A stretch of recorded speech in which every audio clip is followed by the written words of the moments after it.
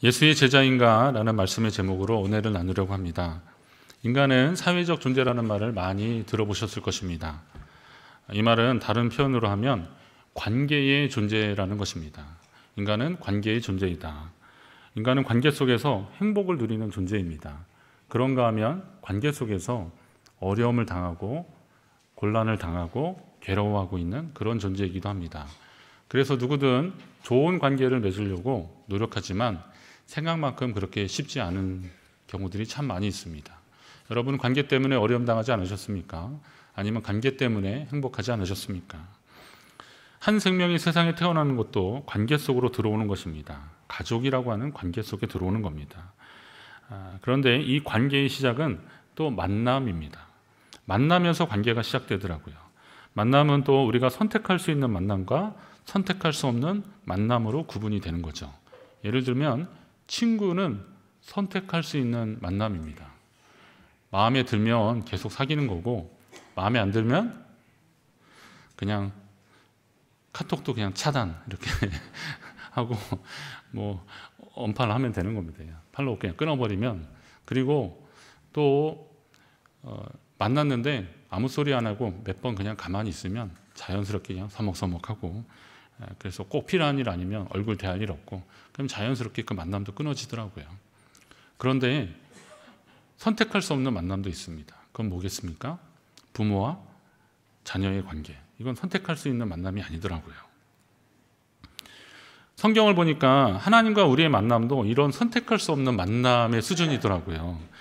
시편 2편에 보니까 여호와께서 내게 이르시되 너는 내 아들이라 오늘 내가 너를 낳았도다 그랬습니다. 딸들은 좀 서운하십니까? 그러면 너는 내 딸이라 오늘 내가 너를 낳았도다. 하나님이 오늘 우리에게 말씀하고 계셔요. 너는 내 아들이라 내 딸이라 오늘 내가 너를 낳았도다. 저는 이 말씀을 읽으면서 우리가 보통 하나님을 믿어서 하나님 앞에 나가는 거고 하나님을 우리가 좀 선택하는 것 같은데 그거는 어디까지나 우리의 생각이고 하나님은 그렇지 않으시더라고요. 선택할 수 없는 부모와 자녀의 그 만남처럼 하나님의 심정은 우리를 뗄래야 뗄 수 없는 관계로 우리를 삼아 주셨던 겁니다. 그것이 하나님의 은혜요 사랑이라는 겁니다. 그렇다면 오늘 이렇게 또 말씀하시는 것은 무슨 말이겠어요?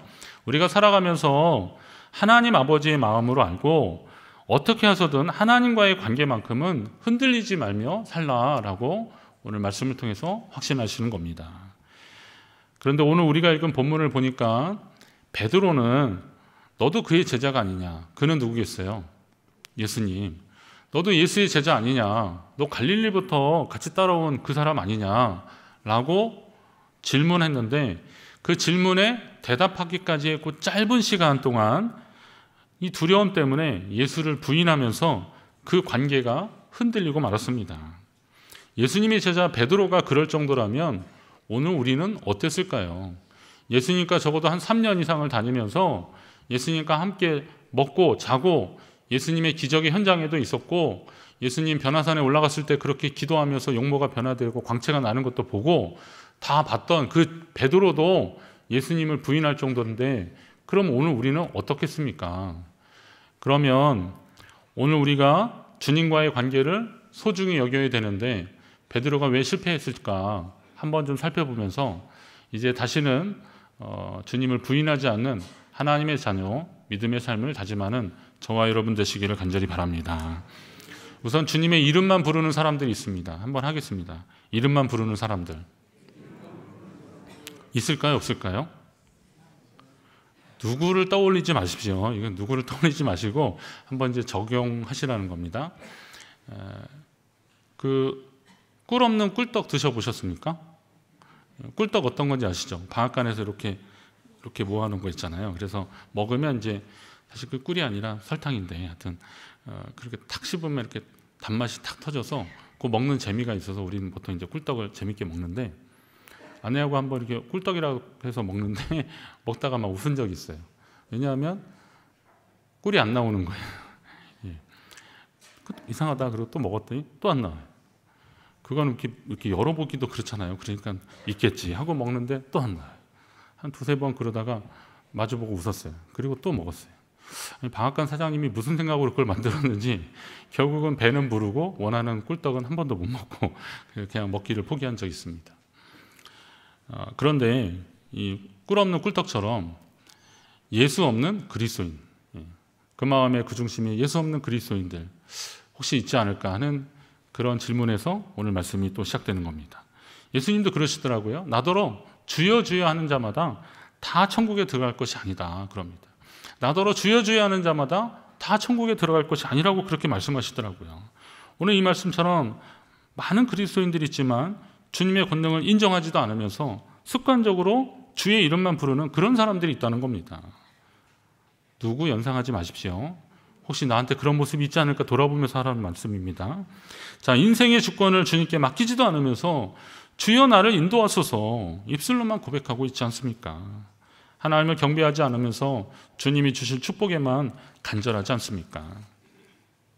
영국의 신학자 존 스토트라는 분이 있는데 이분이 거의 돌아가시기 전에 마지막 그 책을 하나 쓰셨는데 이 제자도라는 책입니다. 많이 읽혀지는 책 중에 하나인데요. 이 제자도에서 그분이 말씀하신 게 있어요. 우리는 보통 선택적인 태도를 취함으로 철저한 제자도를 회피한다. 적당히 헌신할 만한 영역들을 골라내고 대가가 들 것 같은 영역들은 피한다. 하지만 예수님이 주님이시라면 우리는 복종할 영역을 우리 마음대로 고를 권리가 없다. 주님이 우리의 진짜 주님이시라면 우리는 복종할 영역을 우리 마음대로 고를 권리가 없다. 이렇게 말씀하고 있습니다. 자기 십자가를 지고 가는 사람들의 모습은 이건 종교적인 게 아니라 이건 실제적인 현실적인 문제입니다. 십자가를 지고 간다라고 했을 때 예수님이 그러셨잖아요. 나를 따르려거든 자기를 부인하고 자기 십자가를 지라 그랬어요. 누구든지 그러지 않는 사람은 나의 제자가 되지 못한다 그랬거든요.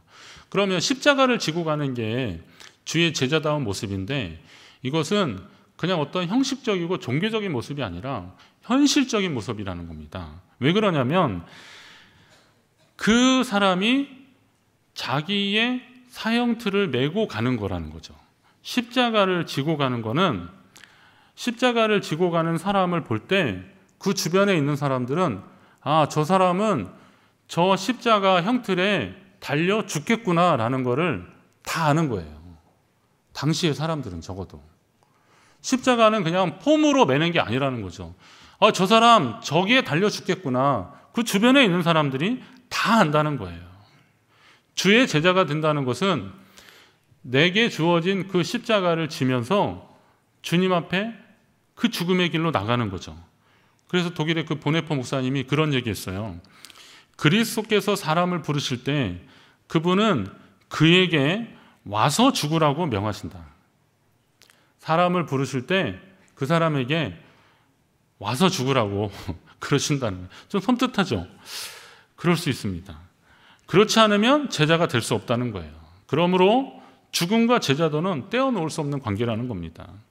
우리가 주님의 이름을 부른다는 것은 예수로 인해서 구원 얻고 생명을 얻는다는 것인데 이 땅에서 시작된 하나님과의 만남과 교제는 영원히 지속될 것입니다. 또 죽음이라는 문을 통과한 후에도 변함없이 더 깊고 오랫동안 이어질 것입니다. 그렇기 때문에 이 땅에서 우리가 십자가를 지고 죽는 그 죽음이 결국은 우리가 영원히 사는 길로 가는 시작이라는 사실도 여러분 잊지 마십시오. 그렇다면 우리가 참다운 주의 제자의 길을 마다할 이유가 하나도 없는 것입니다. 여러분이 주님의 이름만 부르는 자가 아니라 주님과 교제하며 주님 안에 있는 성도 되시기를 간절히 바랍니다. 그런데 오늘 예수님의 제자 베드로는 주님을 부인하고 말았습니다. 베드로가 주님을 부인한 것처럼 성도가 주님을 부인하는 데는 몇 가지 이유가 있는데 이걸 알면 우리도 베드로 같은 실수를 하지 않을 것이다 라고 좀 생각해 봤습니다. 우선 자신의 한계를 잘 모르면 자신의 한계에 대해서 무지하니까 주님을 부인하더라고요. 죄 중에 가장 심각한 죄가 뭐냐면 내 안에 죄가 없다라고 생각하고 말하는 게 큰 죄더라고요.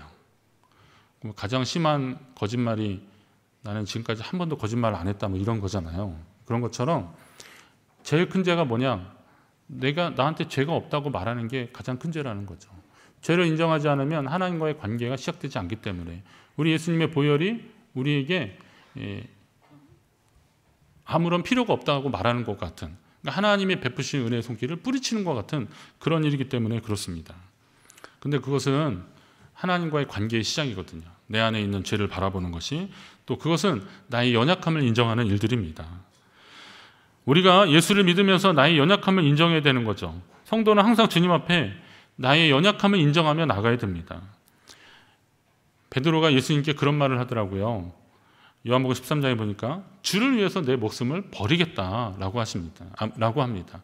주를 위해서 내 목숨을 버리겠다. 그런데 지금 이 말씀은 사실 뭐냐면 예수님이 곧 죽으실 것을 말씀하고 있고, 그리고 너희가 나를 다 버릴 것이다, 도망갈 것이다. 그러니까 내가 죽을지언정 주를 버리지 않겠다고, 내가 끝까지 주님을 따라가겠다고, 예수님 위해서 내 목숨 버리겠다고 그렇게 얘기하는 겁니다. 베드로의 성격상 이런 말은 그가 할 수 있는 말이더라고요. 베드로는 좀 이렇게 굉장히 즉흥적이고 좀 이렇게 다혈질이고 막 그런 성품이 있었기 때문에 예수님께 충분히 그럴 말을 할 수 있는 사람이긴 한데, 그러나 예수님이 그 말을 하자마자 예수님이 뭐라 하냐면 오늘 다 굴기 전에 네가 나를 3번 부인할 거다, 이렇게 말씀하죠. 37절에는 주를 위해서 죽겠다고 그러지만 38절에 예수님은 네가 나를 부인할 것이라, 다 굴기 전에 내가 3번 나를 부인할 것이다, 이렇게 말씀하십니다. 저는 베드로를 혼내려고 하시는 말씀이 아니라고 봐요. 성경을 잘 보셔야 돼요. 내가 이렇게 말했다고 주님 또 곧바로 야, 너 나 부인할 거야 이렇게 말하면서 면박을 주셔? 이런 차원이 아니에요. 이거는 베드로가 나중에 결국 그렇게 해버리고 마는데 그때 어떤 심정이었을까? 그리고 주님이 알고 계셨다면 알고 계신 것을 이제 나중에 알게 되는 거죠. 그때 베드로의 마음 가운데 주님이 들어가고 싶고 함께하고 싶으셔서 오늘 그 말씀을 주신 것 같아요. 자, 결국은 너 그의 제자 아니냐? 너 그 사람과 함께 있지 않았냐? 너 갈릴리에서부터 너 그 사람과 함께 동행한 사람 아니냐? 너도 그의 당이다. 너 그의 제자다. 라고 물어볼 때, 오늘 본문에서만 해도 2번 부인한 거거든요. 그 앞에 어떤 여종이 말할 때도 아니라고 그랬잖아요. 결국은 3번 부인하는데 닭이 울고 말아요. 닭이 울어요. 그 닭 우는 소리와 함께 결국 예수님의 말씀대로 주님을 3번이나 부인한 자기 자신을 발견하게 되는 겁니다. 결국 우리는 우리의 연약함을 모르니까 그냥 장담하더라고요. 우리의 연약함을 깨닫지 못하니까 나는 얼마든지 할 수 있다라고 큰 소리 치더라고요. 그러나 여러분의 연약함을 인정하는 그 자리가 하나님이 함께 하시는 자리라는 사실을 믿으시기 바랍니다. 주님을 부인하는 것 중에 죄의 결과에 대해서 무지하면 부인하게 되더라고요. 주님과의 관계를 인정하면 함께 잡혀서 죽을지도 모른다는 생각에 베드로가 오늘 주님을 부인한 겁니다. 그럴 수밖에 없는 선택이라고 말하겠지만 결국은 내가 주님과 함께 죽을까 봐, 그가 말한 거하고 좀 전혀 다른 말이죠. 그런 상황인데 결국 그 죽음이 두려우니까 나는 주님을 모른다고 하는 거예요.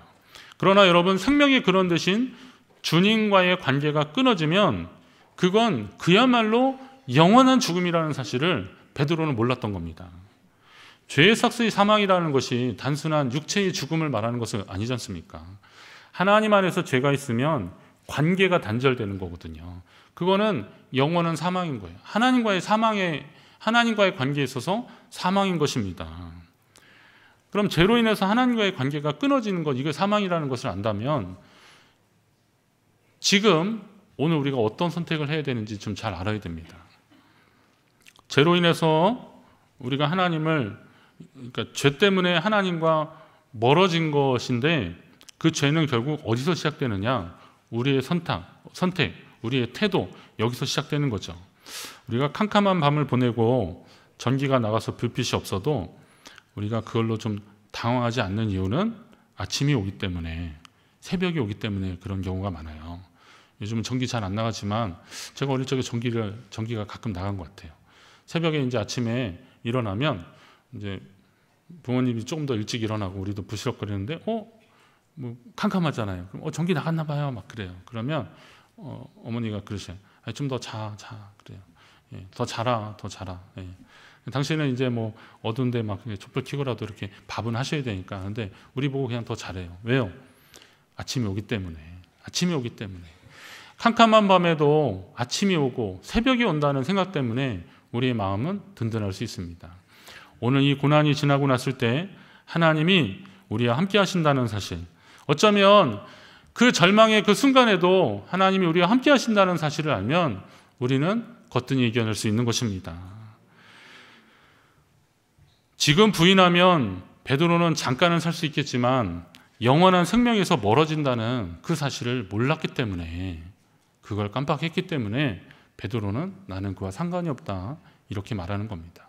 오늘 우리도 마찬가지입니다. 지금 그거 회피하고 부인하면 잠깐은 어떻게 좀 피할 수 있을지 모르겠지만 근본적으로 하나님과의 관계가 흔들릴 수 있다는 사실을 안다면 우리는 더 굳센 마음으로 주님을 인정하는 자가 되어야 되는 겁니다. 마지막으로 해결 방법에 대해서 무지하니까 주님을 부인하고 부인한 채 그냥 살아가더라고요. 제가 아는 어떤 분은 주인 예배를 한 번도 안 빠지려고 엄청 노력하시더라고요. 어디 갔다가도 그냥 막 새벽에도 오시고, 그래서 참 감사해요. 왔는데 근데 어느 날 안 보이셔요. 그래서 이제 이렇게 확인을 해보니까 그렇게 안 빠지는 것을 굉장히 자랑하고 자랑스러워 하셨는데 진짜 무슨 일이 있어서 한번 빠졌어요. 그러니까 이제 마음이 이제 틀렸어. 예.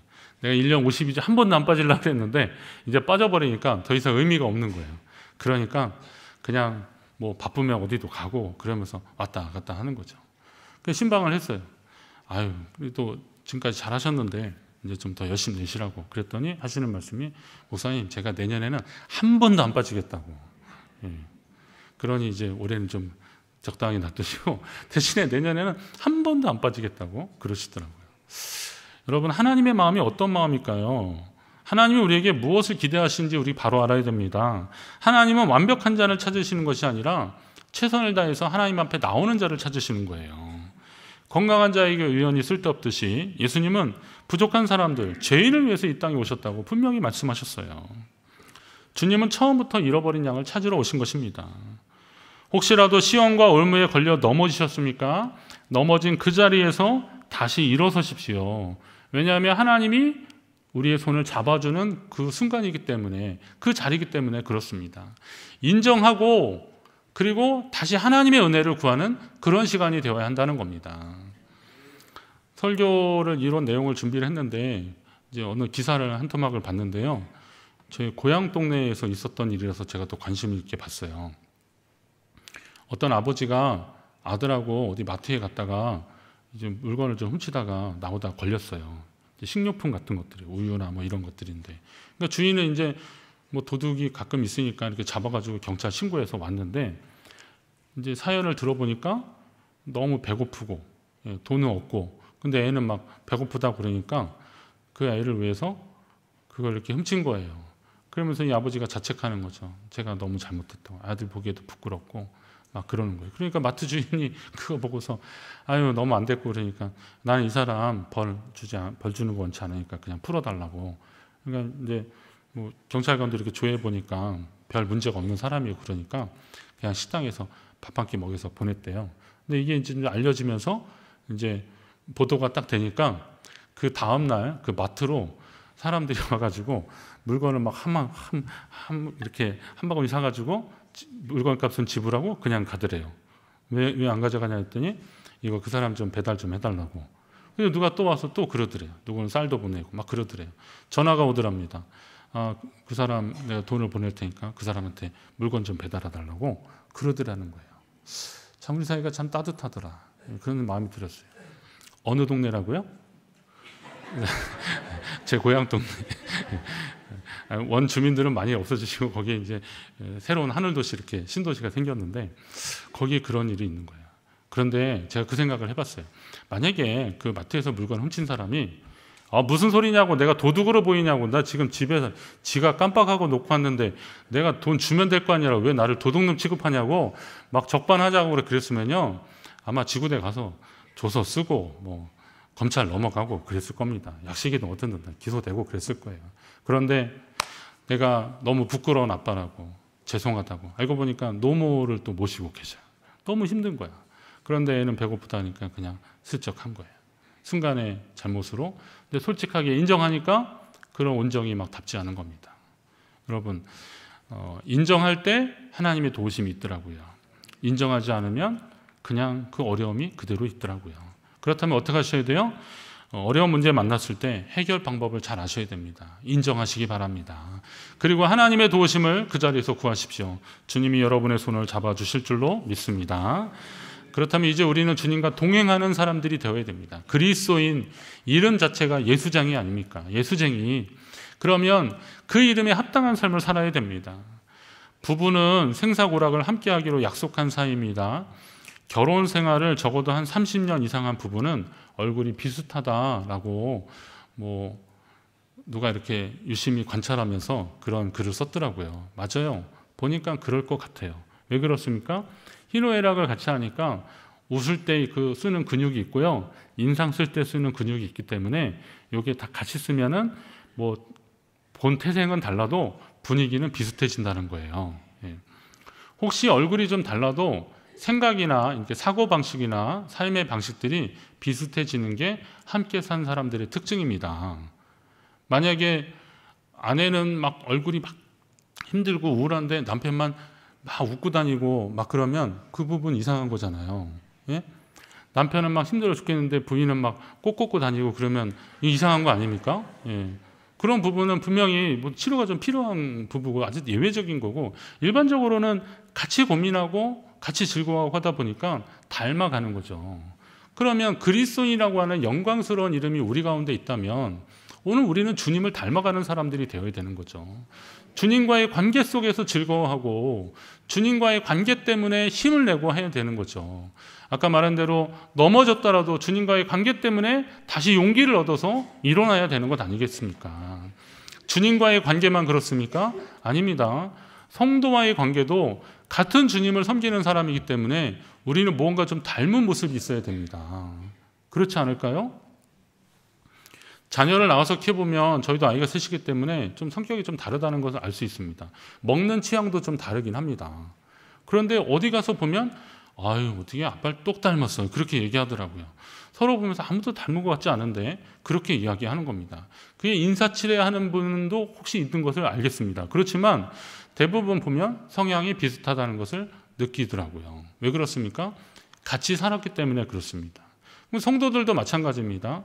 오늘 우리가 그리스도 안에서 같은 말씀을 듣고 같이 기도하고 같은 문제를 위해서 애쓰고 그러면 마음과 생각이 닮아져야 되고 한 곳을 볼 줄 알아야 되는 겁니다.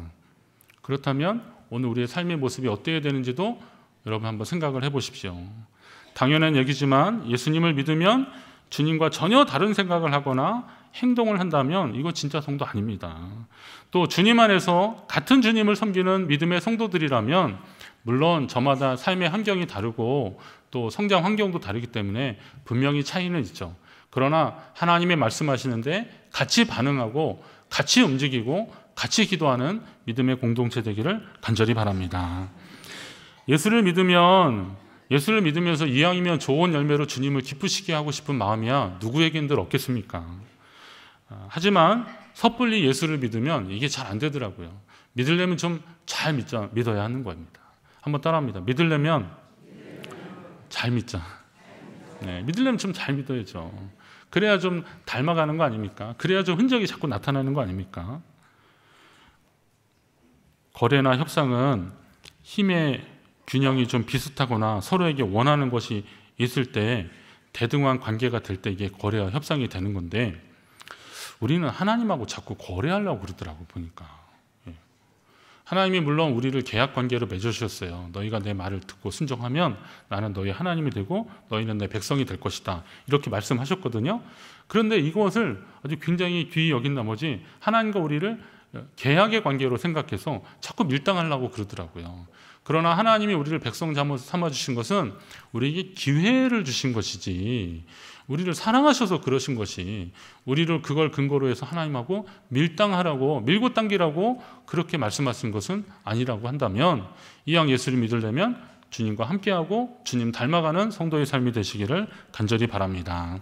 자, 인정하십시오. 주님의 자녀됨을 인정하십시오.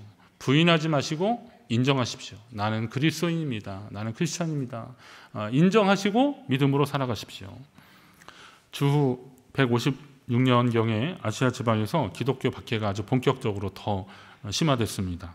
정부는 명확한 이유 없이 몇 명의 기독교인들을 아주 본보기로 공개적으로 처형하기로 그렇게 작정을 하고, 그리고 사람을 잡기 시작했는데, 당시 서머나 교회 지도자였던 폴리캅은 지명 대상이 될 것이라는 우려로 한동안 좀 숨어 있었습니다.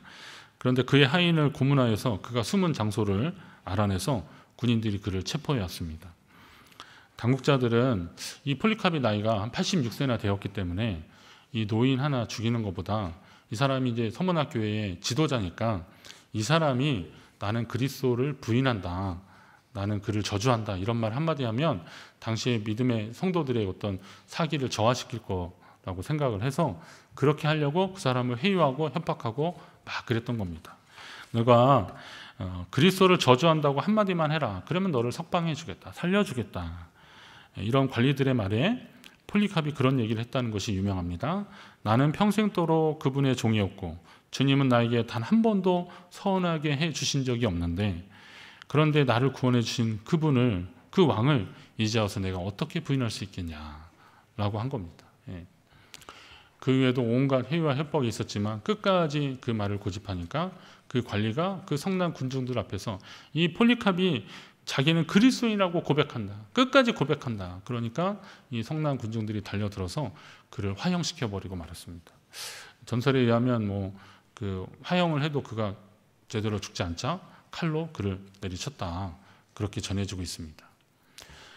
순교자에 대한 짧은 이야기 같지만 오늘 우리가 이 땅을 어떻게 살아가야 될지도 한번 말씀하고 있는 겁니다. 나는 그리스도인이다. 나는 주를 부인하지 않겠노라. 하나님과의 관계가 계속 이어지기를 소망하는 저와 여러분 되십시오. 지금 부인하면 잠깐은 살 수 있지만 영원한 삶에서는 멀어지는 것입니다. 자, 지금 인정하면 잠깐 힘들 수 있지만 여러분에게 있어서 하나님 자녀, 백성으로서의 영광의 이름이 계속 부여될 것입니다. 저와 여러분이 그런 성도 되시기를 간절히 바랍니다.